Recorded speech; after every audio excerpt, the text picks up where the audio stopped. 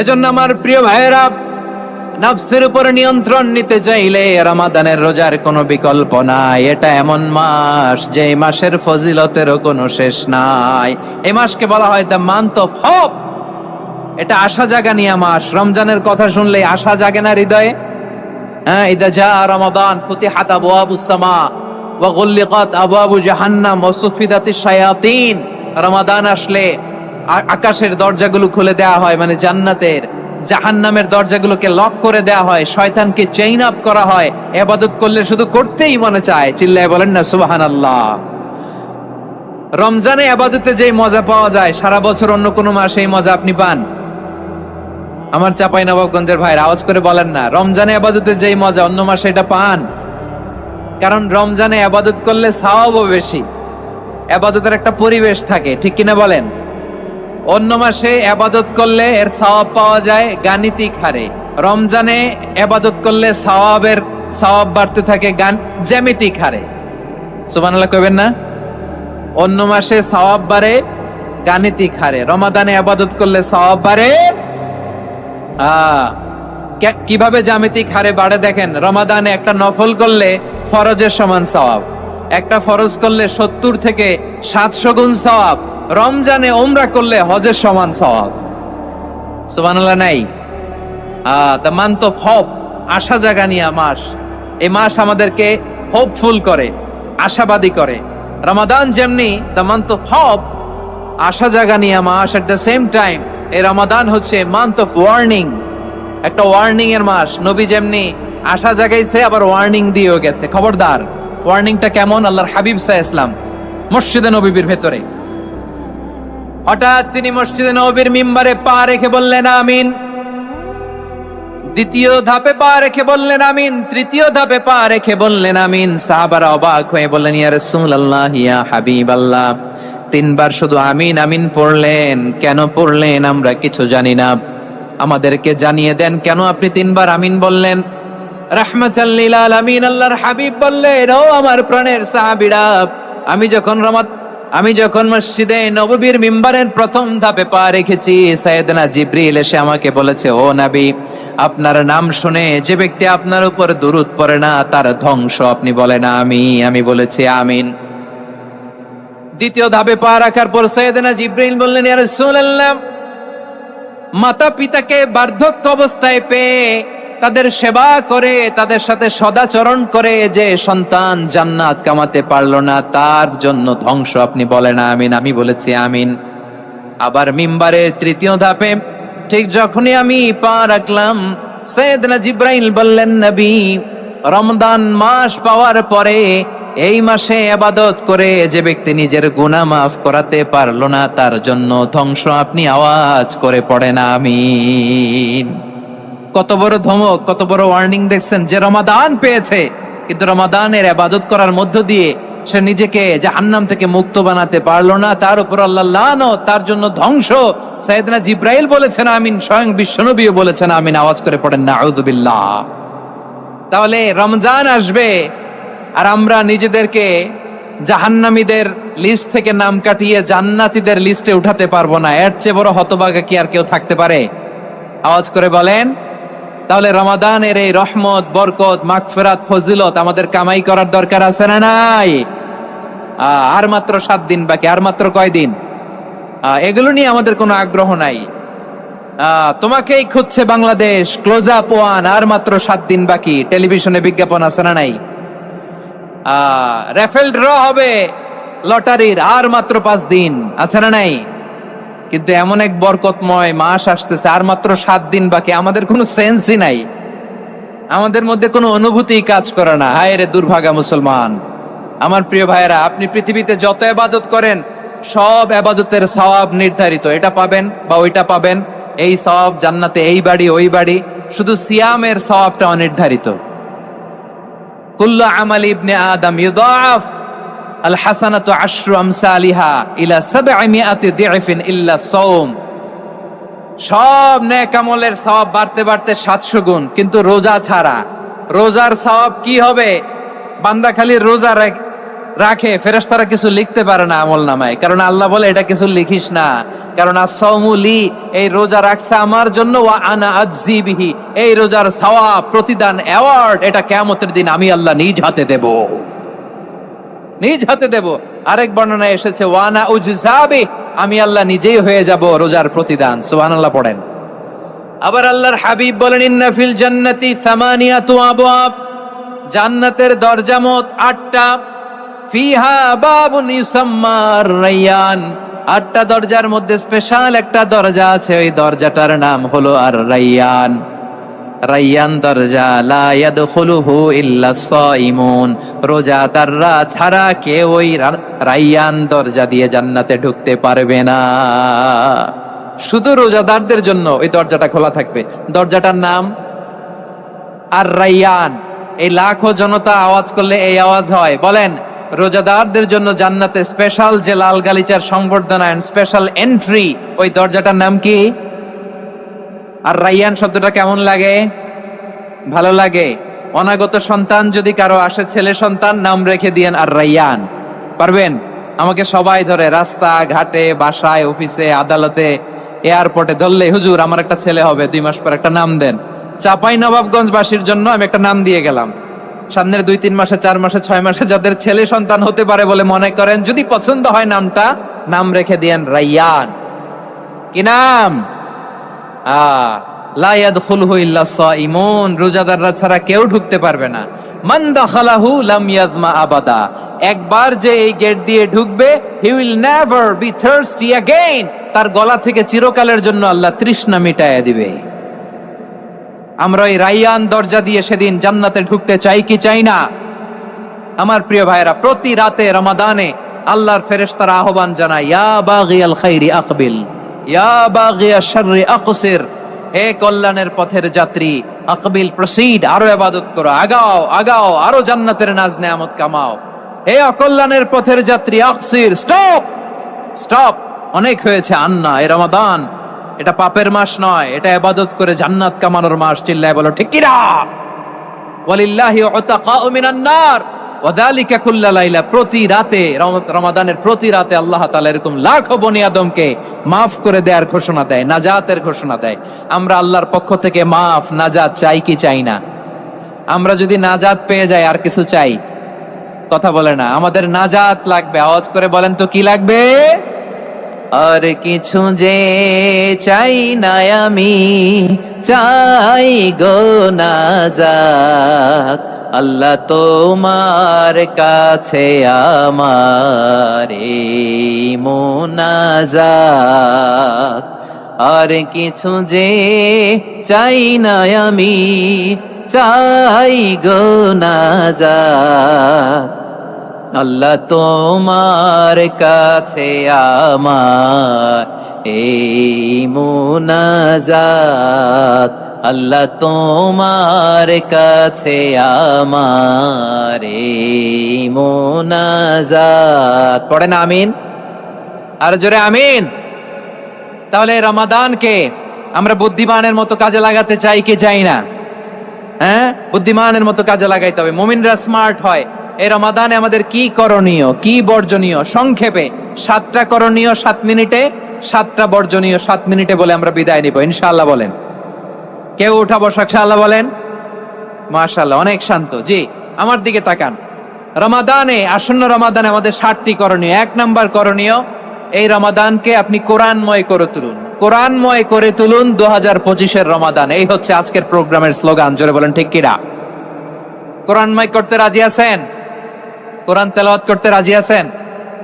আমার প্রিয় ভাইরা, ধীরস্থির ভাবে কোরআন তেলাওয়াত করুন, তাড়াহুড়ো করে নয়। আনাস রাদিয়াল্লাহু তাআলা আনহু বলতেন, রুব্বা কারি লিল কোরআন ওয়াল কোরআনু ইয়ালআনহু, কোরআনের অনেক কারি আছে যারা কোরআন পড়ে কিন্তু সওয়াব পায় না, বরং আল্লাহর কোরআন তার বিরুদ্ধে আল্লাহর দরবারে নালিশ করে আর লানত করতে থাকে। আমরা কি ওই রকম কোরআনের তেলাওয়াতকারী হতে চাই? না। ধীরস্থির ভাবে, ওয়ারাত্তিলিল কোরআনা তারতিলা, তারতিলের সাথে পড়বেন। বিষ্ণু ঈসা ইসলাম কানা ইয়ামুদ্দু সাওতাহু মাদ্দান, টেনে টেনে পড়তেন।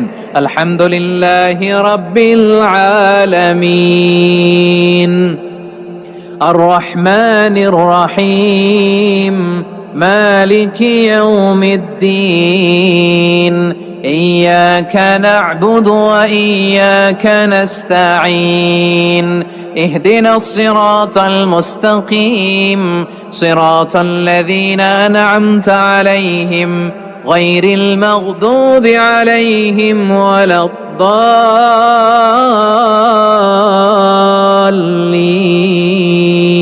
পড়েন আমিন। কানা ইয়ামুদ্দু সাওতাহু মাদ্দান, টেনে টেনে পড়তেন। ওয়া কানা ইউকাত্তিউ আয়াতাহু, ইউকাত্তিউ আয়াতান আয়াতান, প্রত্যেক আয়াত পড়ে পড়ে তিনি থামতেন। এভাবে কোরআন পড়তে হবে। আমাদের অনেক মা বোনেরা আজকের এই চাঁপাইনবাবগঞ্জের প্রোগ্রামের অনেকগুলো মহিলা প্যান্ডেল আমি ল্যান্ডিং করার সময় দেখেছি। আমার অনেক বোনেরা ওনারা কোরআন খতম করতে যে এমন ভাবে তেলাওয়াত করেন, কোরআন তেলাওয়াতের আদব আর অবশিষ্ট থাকে না। আমরা তারতিলের সাথে তেলাওয়াত করব, যেমনটি আমি পড়ে শোনালাম। বিষ্ণু ইসলাম প্রতি আয়াত শেষে থামতেন, টেনে টেনে পড়তেন, তারতিলের সাথে পড়তেন, সুর করে পড়তেন। মান লাম ইয়াতাগান্না বিল কোরআন ফালাইসা মিন্না, যে সুর করে কোরআন পড়ে না সে আমার উম্মত হতে পারে।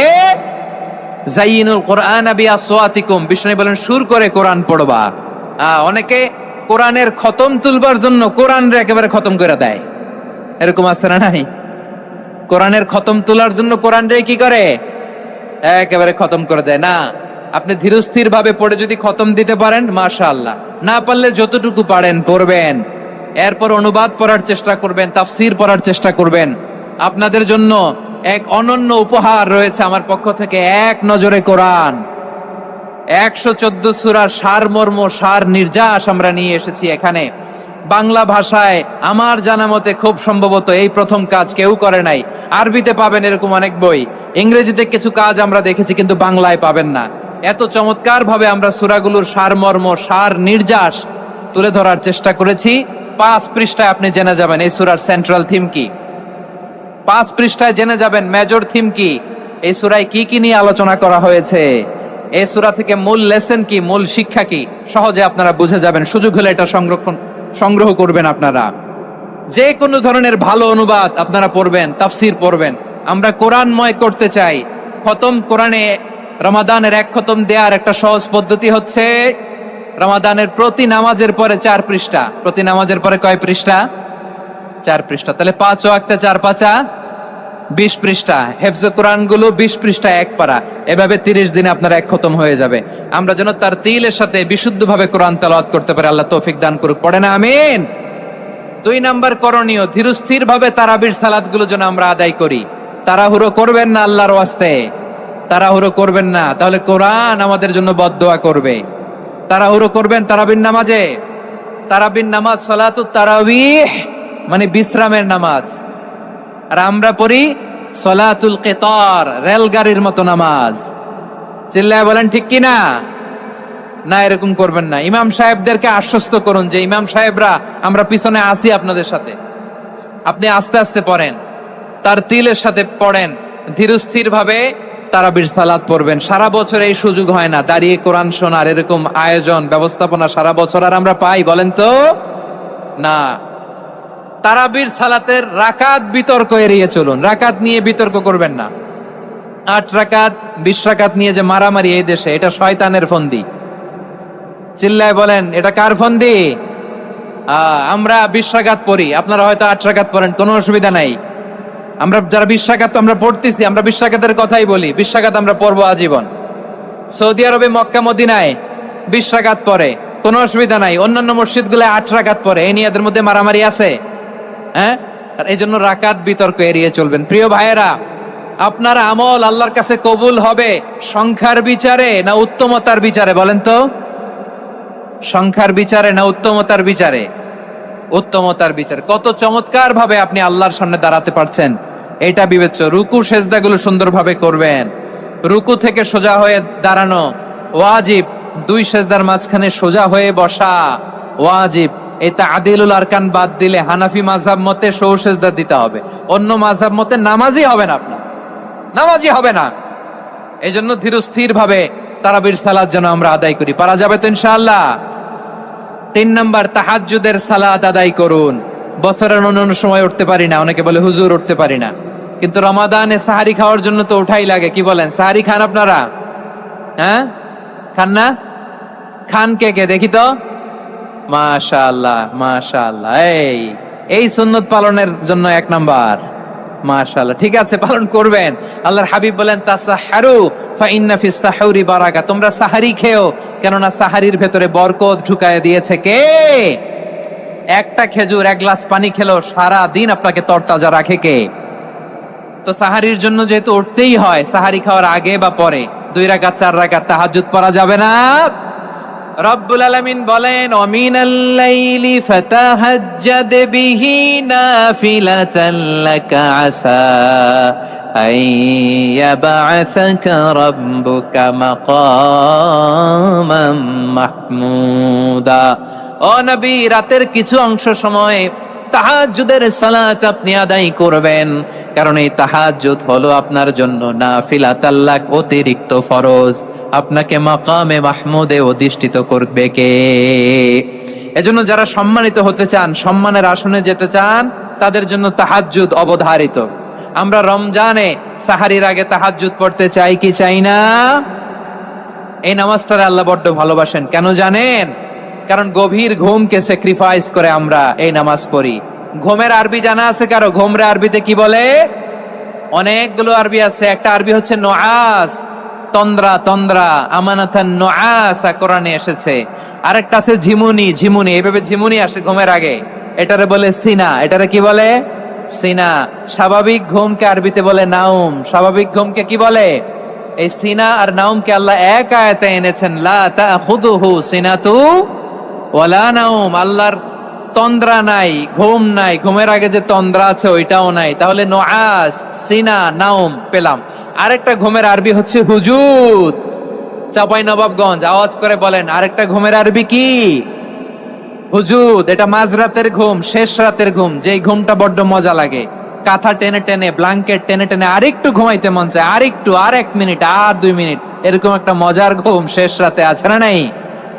এই শেষ রাতের ঘুম, এই হুজুদের ঘুমকে স্যাক্রিফাইস করে যেই সালাত পড়া হয়, ওই সালাতের আরবি নাম হচ্ছে সলাতুল হুজুদ বা সলাতুত তাহাজ্জুদ। চিল্লায় বলেন আল্লাহু আকবার। এজন্য আল্লাহ তাআলা এই তাহাজ্জুদের সালাতকে এত পছন্দ করেন। পড়বেন তো রমাদানে। 4 নম্বরে মুক্ত হস্তে দান করুন, মুক্ত হস্তে দান করুন। ওয়ামা আতাইতুম মিন যাকাতিন তুরিদুনা ওয়াজহাল্লাহি ফাউলাইকা হুমুল মুদঈফুন। তোমরা মনে করো না যাকাত দিলে তোমাদের সম্পদ কমে যায়, এটা ভেবো না, বরং তোমরা আল্লাহর খুশির জন্য যে যাকাত দাও, তারপরে তোমার যে সম্পদ থাকে ওই সম্পদের মধ্যে প্রবৃদ্ধি দান করে কে? আপনি মনে করছেন দিলে কমে? চাঁপাইনবাবগঞ্জের ভাইয়ের আওয়াজ করে বলেন, দান করলে কি সম্পদ কমে নাকি বাড়ে? আওয়াজ করে বলেন, কমে না বাড়ে? বাড়ে। যেটা দান করেন, কামাসালি হাব্বা আম্বাতাত সাবআ সানাবিলা ফি কুল্লি সুম্বুলাতিন মিয়াতি হাব্বা। 1 টাকা দান করলে এটা চারা বীজের মতো, রূপে দিলে 7টা শীষ, প্রতি শীষে হয় 100 শস্য দানা। আল্লাহ যারে চায় এরকম বাড়ায় দেয়, প্রবৃদ্ধি দেয়। সুবহানাল্লাহ। এজন্য মুক্ত হস্তে দান করতে রাজি আছেন? আগে আগে যাকাত ক্যালকুলেট করে রাখেন। আপনার যাকাত বর্ষ যদি পরেও হয়, দেরি করেও হয়, ধরেন যে প্রতি বছর মুহররমে দেন, আপনি আগে দিতে পারবেন। যাকাত অগ্রিম আদায় করা যায়। সুবহানাল্লাহ বলেন। বিষ্ণু ইসা ইসলাম রমাদানে এত দান করতেন, কানা আজওয়াদান নাস, কিন্তু রমাদানে আজওয়াদুন নাস আজওয়াদু বিল খাইরি মিনার রিহিল মুরসালা। প্রবাহিত বাতাসের চেয়ে বিশ্বনবী আরো বদান্যতা বেড়ে যেত। প্রবাহিত বাতাস যেমনি সবাইরে বাতাস দেয়, আস্তিক নাস্তিক মুমিন কাফির সবাইকে শীতল করে দেয়, তেমনি নবীজির রমাদানের দান ছিল এমন, কেউ নবীর কাছে চেয়ে ফিরে গিয়েছে এর নজির নাই। জোরে বলেন সুবহানাল্লাহ। রমাদানে দান করব, ইফতার শেয়ার করব। কাউকে ইফতারি করালে সারাদিন রোজা রেখে তার যে সওয়াব, আপনি ইফতার করানোর কারণে আপনার আমলনামায় ওই সওয়াব আল্লাহ ঢুকায় দিবেন। পড়েন সুবহানাল্লাহ। সাহাবারা বললেন, নবী আমরা গরিব মানুষ, ইফতারি খাওয়ানোর পয়সা নাই। আল্লাহর হাবিব বললেন, ওয়ালাউ বিমাজকাতি লাবান, 1 ঢোক দুধ, ওয়ালাউ বিতামরা, 1টাও খেজুর, ওয়ালাউ বিশারবাতিমা, 1 ঢোক পানি খাইয়েও যদি কারো রোজা ভাঙাও, তারপরে ওই সওয়াব তোমার আমলনামায় দিবে কে? তাহলে মুক্ত হস্তে দান করুন, 4 নাম্বার। 5 নাম্বার হচ্ছে কদর তালাশ করুন, রমজানের সবচেয়ে দামি সময়। বিষ্ণু বলেন, মান হরিমা খাইরাহা ফাকাদ হরিম, যে কদর মিস করলো সে সব মিস করলো, হি ইজ দ্য লুজার। আচ্ছা বলেন, এই বরকতের মাসে আমরা কি লুজার হতে চাই না গেইনার হতে চাই? সবাই বলেনি, বলেন এই রমাদানে আমরা লুজার হব না গেইনার হব? ইন্না আনজালনাহু ফি লাইলাতিল কদরি ওয়া মা আদরাকা মা লাইলাতুল কদর লাইলাতুল কদরি খায়রুম মিন আলফি শাহর। পড়েন আল্লাহু আকবার। লাইলাতুল কদরি খায়রুম মিন আলফি শাহর, 1000 মাসের চেয়েও সেরা। 1000 মাসে হয় 83 বছর 4 মাস। 83 বছর 4 মাস টানা ইবাদত করলে যেই সওয়াব, কদরের রাতে ইবাদত করলে অতটুকু সওয়াব আপনি পাবেন, আল্লাহ সেটা বলে নাই। আল্লাহ বলে তার চাইতো বেশি সওয়াব দিয়ে আপনার আমলনামা ভরে দিবে কে?